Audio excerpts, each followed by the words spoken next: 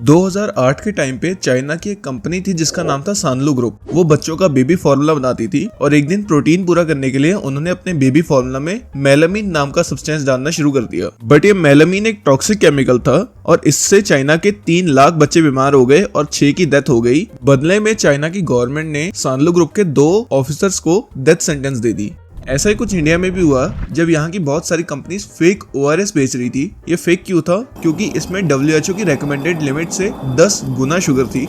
इसलिए 2025 अक्टूबर में FSSAI ने इन कंपनियों को बैन कर दिया इन प्रोडक्ट्स को ORS बोल के बेचने से। बट दिल्ली हाई कोर्ट ने इन कंपनियों को इंटरिम रिलीफ दे दिया कि वो अपना अभी का स्टॉक बेच दे और अभी के स्टॉक की वैल्यू थी 155 करोड़ से 180 करोड़। बट ऑनेस्टली मेरे को लगता है कि दिल्ली हाई कोर्ट ने ठीक ही करा, क्योंकि ये एक बेचारी सी इंटरनेशनल कंपनी है और इसका उसी साल में रेवेन्यू 4000 करोड़ का था। सिर्फ यही नहीं, अभी और सुनिए। अभी कुछ टाइम पहले की बात है कि चाइना का एग्रीकल्चर मिनिस्टर पकड़ा गया था करप्शन के केस में, क्योंकि ये कहा गया था कि उसने 350 करोड़ की ब्राइब्स ली थी और इसलिए उसे लटका दिया गया। 350 करोड़।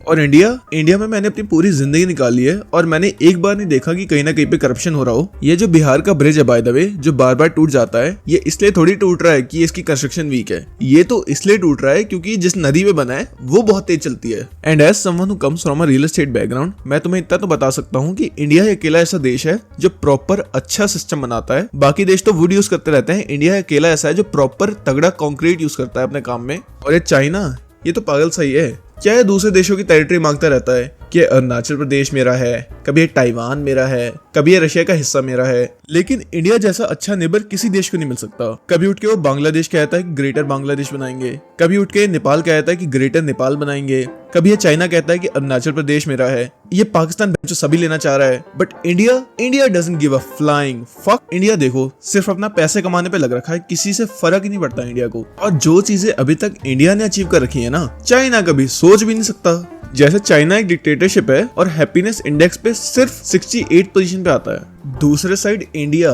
एक सवरेन, सोशलिस्ट, सेक्युलर, डेमोक्रेटिक रिपब्लिक, हम आते हैं 119वें रैंक पे, क्योंकि हमारा देश इतना महान है। दूसरे साइड चाइना के हाल देख लो, बंदों की कोई प्राइवेसी नहीं है, हर जगह कैमरा लग रखा है।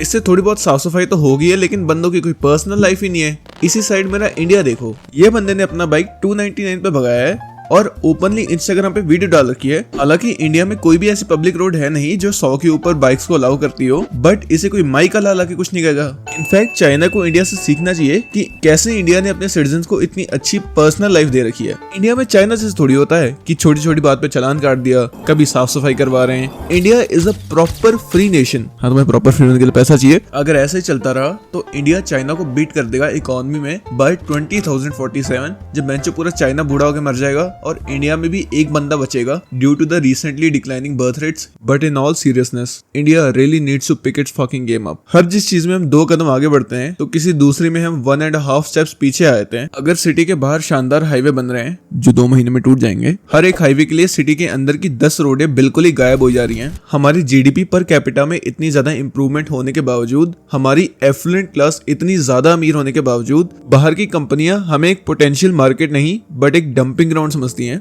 जब तक हम ये चीजें दुनिया को पॉइंट आउट नहीं करेंगे तो किसी को घंटा फर्क नहीं पड़ता। हमें ही गंदी रोड्स पे ट्रैवल करना पड़ेगा, हम ही हैप्पीनेस इंडेक्स पे बिल्कुल नीचे रहेंगे। हालांकि इसमें थोड़ा वेस्टर्न प्रोपेगेंडा भी आता है, बट फिर भी इंडिया बहुत ज्यादा हैप्पी स्टेट है नहीं। और जब तक हम ये चीजें खुद ही रियलाइज नहीं करेंगे, हम इसमें चेंज कैसे लाएंगे?